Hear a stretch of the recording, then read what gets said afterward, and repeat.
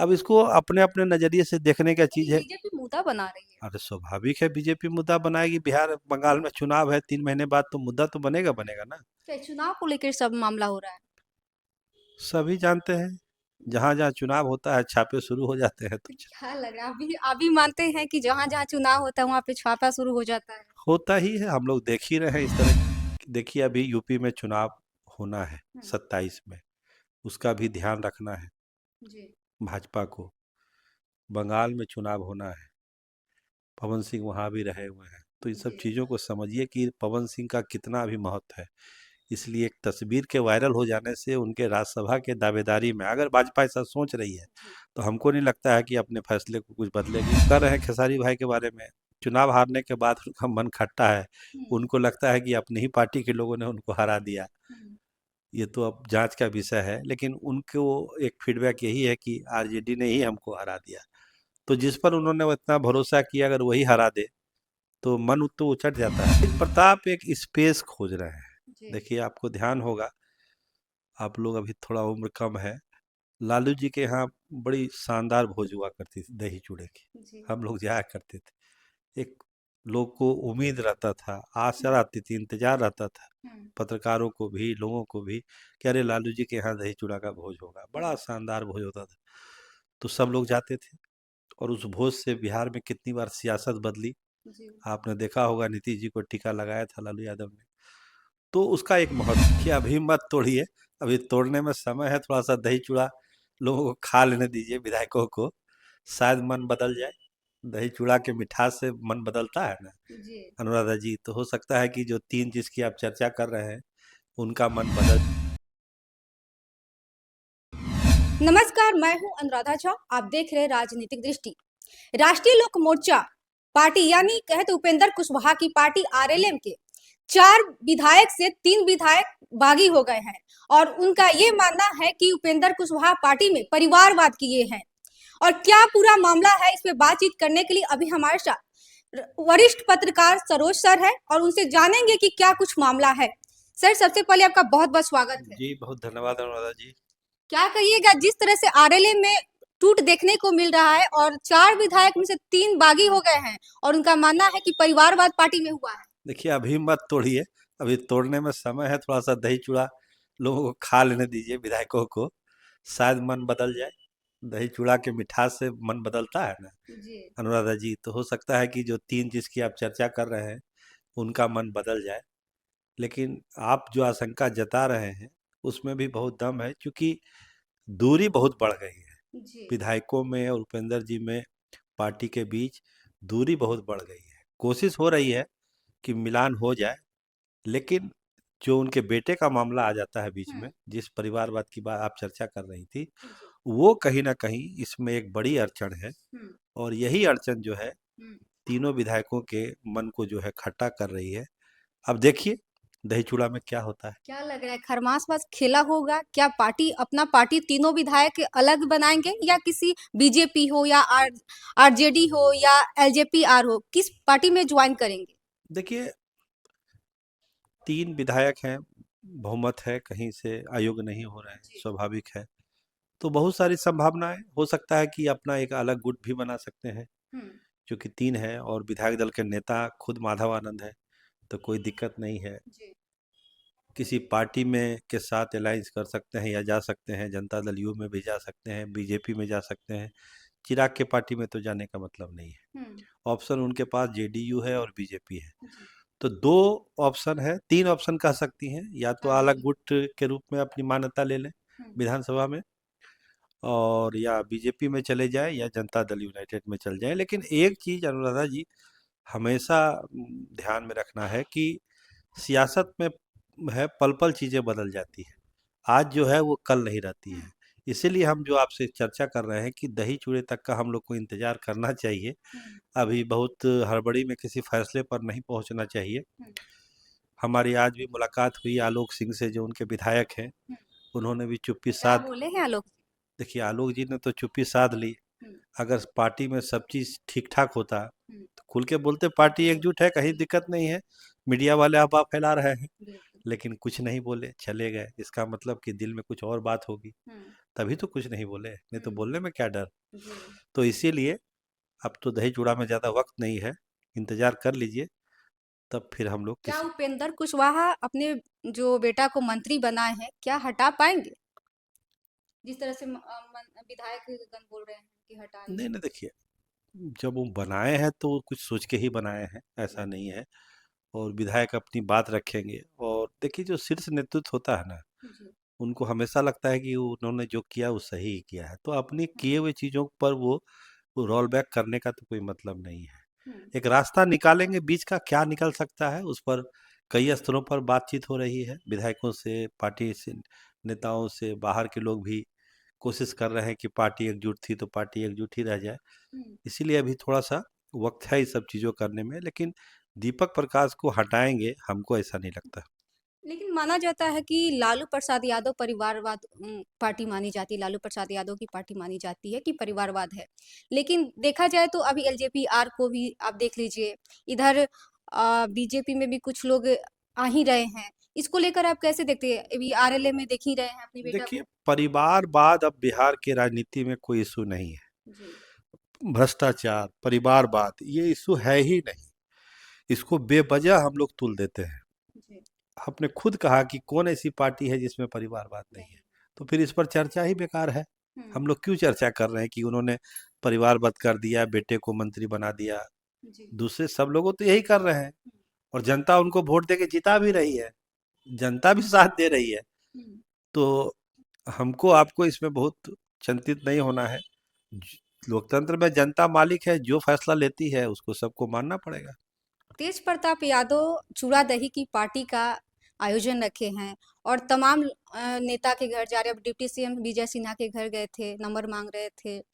और आपने देखा होगा कि बोल रहे हैं कि हर कोई आए, हम सबको आमंत्रण दे रहे हैं।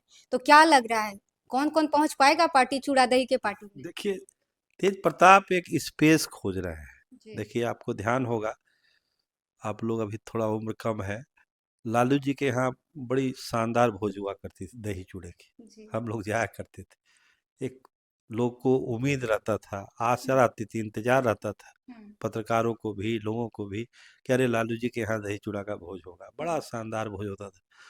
तो सब लोग जाते थे, और उस भोज से बिहार में कितनी बार सियासत बदली। जी। आपने देखा होगा, नीतीश जी को टीका लगाया था लालू यादव ने, तो उसका एक महत्व था। तो अब तो लालू परिवार में तो अभी संकट के दौर से वो परिवार गुजर रहा है। तेज प्रताप कहीं ना कहीं चाहते हैं कि उस स्पेस को हम भरें। जी। देखिए, उन्होंने हर पार्टी के लोगों को न्योता दिया। कहने सुनने में तो आ रहा है कि अमित शाह को भी उन्होंने न्योता दिया है। जी। और अमित शाह पाएंगे। अब आना ना आना अलग चीज है, जी। मैसेज देखिए, सियासत में मैसेज बहुत बड़ी चीज होती है। अगर आप जाके न्योता दे रहे हैं तो बड़ी बात है, उन्होंने तो जी। अपने पिताश्री लालू जी को भी न्योता दिया। जी। तो एक मैसेज दे रहे हैं तेज प्रताप कि हम परिवार लालू जी से नजदीक हैं, लालू जी से हमको कोई इशू दिक्कत नहीं नहीं है। है, इशू हमको अपने भाई से है। हम्म। लिफ्ट से निकलते हैं, बातचीत भी नहीं बात। होती है, जी। लेकिन न्योता देने लालू जी के यहाँ जाते हैं, हम्म। माता के बर्थडे का केक काटने जाते हैं। हम्म। तो इसका मतलब समझिए अनुराधा जी की परिवार से वो दूर नहीं है। तेज प्रताप तेजस्वी यादव के खिलाफ जो है एक गुस्सा है उनको, हम्म। मीसा भारती के लिए गुस्सा है, हम्म। जिसका इजहार वो खुलेआम कर रहे हैं, इसमें कुछ छुपाने वाली बात नहीं है। हम्म। तेज प्रताप यादव को पार्टी रखने की वजह क्या है सर? अब देखिए, देखिए, जब वो परिस्थितियां थी, जब ये पार्टी बनी थी, उस जी। समय इसको निकाल दिया गया था, चुनाव हम्म। का समय है, तो कुछ तो करना ही था ना। जी। तो पार्टी बनी, लेकिन इस तरह की पार्टियां कब आरजेडी में विलय कर जाएगी ये कौन जानता है। हम्म। जिस दिन सब चीज अनुकूल होगा तेज प्रताप के, पार्टी आरजेडी में विलय कर जाएगी। अभी आप देखे होंगे, अभी खेसारी लाल यादव कह रहे हैं कि हम कलाकार ही ठीक है, राजनीति बहुत ही खराब है। और निरहुआ यानी दिनेश लाल यादव पे भी कटाक्ष कर रहे हैं। तो ये सब बोलने की वजह क्या है? देखिए, जो अभिनेता हैं, गायक हैं, आमतौर पर ये देखा गया है कि सियासत बहुत उनको रास नहीं आती है। अमिताभ बच्चन का उदाहरण आपके सामने है, उतना बड़ा मेगा स्टार को भी सियासत सूट नहीं किया। कुछ खास लोग हैं जिनको सूट किया, लेकिन ज़्यादातर लोग जो है उनको रास नहीं आती है। और जिनके बारे में आप कर रहे हैं, खेसारी भाई के बारे में, चुनाव हारने के बाद उनका मन खट्टा है, हम्म। उनको लगता है कि अपनी ही पार्टी के लोगों ने उनको हरा दिया। हम्म। ये तो अब जांच का विषय है, लेकिन उनको एक फीडबैक यही है कि आरजेडी ने ही हमको हरा दिया। तो जिस पर उन्होंने इतना भरोसा किया, अगर वही हरा दे तो मन तो उचट जाता है ना। तो इसीलिए इस तरह का बयान है कि राजनीति हम लोग के लिए नहीं है, क्योंकि वो लोग खुले दिल से, नेता अभिनेता खुले दिल से जुड़ते हैं, बात करते हैं, उनको उतना दाव पेच और दिस दैट नहीं आता है, सीधा बोल देते हैं। तो खेसारी को कहीं ना कहीं एक आघात लगा है, उनकी भावना को चोट पहुंची है, तो कहते हैं ये सब हमारे लिए नहीं है, ये सब जो किसको सियासत करना है वो अपना करें सियासत। अभी पवन सिंह का वीडियो देखे हुए काफी वायरल हो रहा है और बीजेपी राज्यसभा भेजने की बात कर रही है। तो क्या राज्यसभा ऐसे लोगों को जाना चाहिए?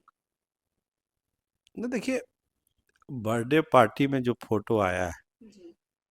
और राज्यसभा में जाना है, किसी एक घटना से कोई फैसला प्रभावित नहीं होता है। राज्यसभा तक बात है कि देखिए, अभी यूपी में चुनाव होना है 27 में, उसका भी ध्यान रखना है जी। भाजपा को। बंगाल में चुनाव होना है, पवन सिंह वहाँ भी रहे हुए हैं, तो इन सब जी। चीज़ों को समझिए कि पवन सिंह का कितना अभी महत्व है। इसलिए एक तस्वीर के वायरल हो जाने से उनके राज्यसभा के दावेदारी में, अगर भाजपा ऐसा सोच रही है, तो हमको नहीं लगता है कि अपने फैसले को कुछ बदलेगी। अगर भाजपा ने मन बनाया है कि पवन सिंह को हमको भेजना है, तो वो उसको भेजेगी ही भेजेगी। अभी आपने देखा होगा ईडी जब छापा मार रही थी तो ममता बनर्जी के जो अफसर है, ममता बनर्जी, वो फाइल लेकर भाग रही थी। तो और ये भी कह रही थी कि अमित शाह को देख लेंगे। तो ये बोलने का क्या? एक तो फाइल लेकर भाग रही थी, उसके बाद धमकी दे रही अमित शाह को। देखिए, आईपैक के जिस दफ्तर पर छापा हुआ है, तो जो चुनाव का मैनेजमेंट है ममता बनर्जी का, तो आईपैक ही देख रहा है।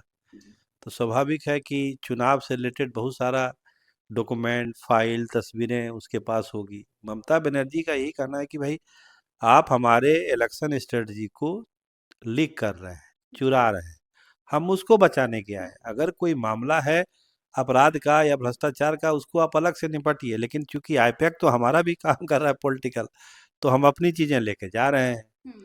अब इसको अपने अपने नजरिए से देखने का चीज लेकिन है। बीजेपी मुद्दा बना रही है। अरे स्वाभाविक है, बीजेपी मुद्दा बनाएगी। बिहार बंगाल में चुनाव है 3 महीने बाद, तो मुद्दा तो बनेगा बनेगा ना।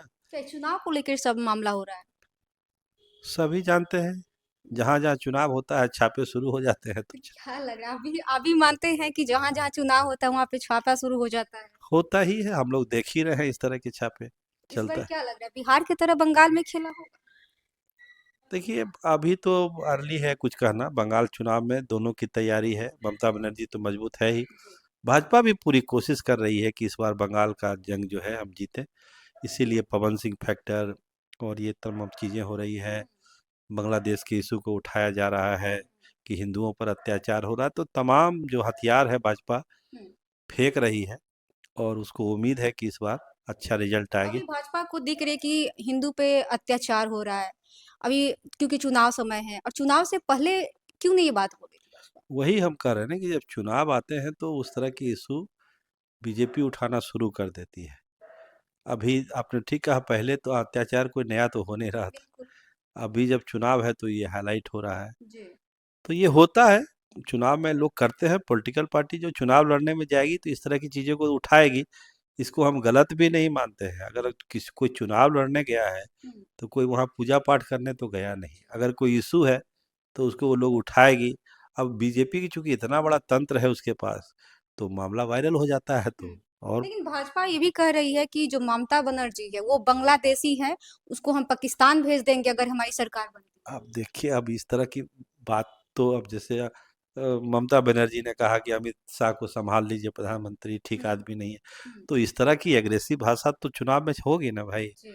अब कौन कितना कंट्रोल करके बोलता है, ये बड़ी बात है। तो हम्म। इस तरह के सुनने के लिए अनुराधा जी तैयार रहिए। बंगाल का चुनाव हम्म। बिहार से भी खेला ज़्यादा, हो गया। हाँ, खेला एकदम होना तय है। और दीदी भी इस बार देखिएगा हम्म। बहुत एग्रेसिव तरीके से बंगाल का चुनाव लड़ने वाली है। तेज प्रताप यादव ने कहा है कि लालू यादव को भारत रत्न मिलना चाहिए। अब एक नया राज सियासत बिहार में शुरू हुआ है कि नीतीश कुमार को भारत रत्न मिलना चाहिए, लालू यादव को भारत रत्न मिलना चाहिए, फिर किसी नेता का नाम आ जाएगा कि उनको मिलना चाहिए। तो ये सब चीज़ें बीच बीच में जो है आती रहेगी। जी। मूल मुद्दों पर ध्यान हटाना है, हम्म। लैंड फॉर जॉब से ध्यान हटाना है। लालू जी को भारत रत्न दे हम्म। दीजिए। अंदरूनी पॉलिटिक्स जे जीव से हटाना है ध्यान, भारत रत्न नीतीश कुमार को दे दीजिए, तो ये सब पासा फेंका जाता है ताकि जो मेन चीज़ है उससे ध्यान हटे और इन सब चीज़ों पर बहस शुरू हो जाए। हम आप उस पर बहस करना शुरू कर दें, मीडिया बहस करना शुरू कर दे, आम लोग बहस करना शुरू कर दे, अरे नीतीश को क्यों मिलेगा, लालू यादव को काहे नहीं मिलेगा। ये सब चर्चा के लिए सब चलते रहता है। चलिए, बहुत बहुत शुक्रिया बातचीत करने के लिए। जी बहुत धन्यवाद। जैसा कि अभी आप देख रहे थे, अभी हमारे साथ बातचीत कर रहे थे वरिष्ठ पत्र सरोज सर थे, और इन्होंने क्या कुछ कहा है आपने सुना, साफ तौर पे सुना। इनके बातों से आप लोग कितना सहमत है, आप अपनी प्रतिक्रिया कमेंट बॉक्स में दीजिएगा। तब तक के लिए धन्यवाद।